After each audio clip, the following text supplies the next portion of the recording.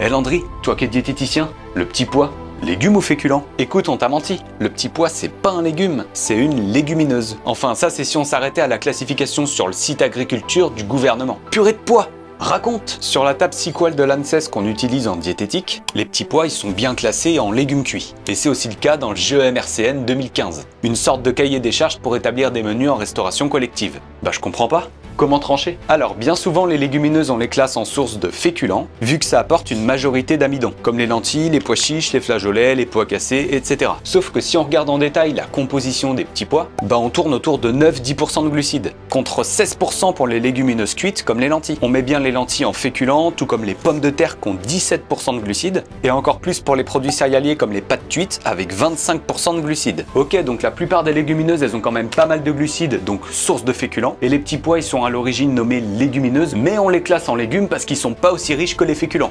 Exactement, on peut dire que ça compte en légumes, mais que ça apporte quand même plus de glucides que la majorité des légumes. En pratique, ça donne quoi? Avec tes petits pois, tu peux compléter avec un peu moins de féculents que d'habitude. Par exemple avec un peu de pain ou un peu de pommes de terre. Au final, ça dépendra aussi des besoins de chacun. Avec une activité physique importante, s'il y a que des petits pois, ce sera léger par rapport aux besoins en glucides estimés. Tu fais le poids. Go s'abonner et partager.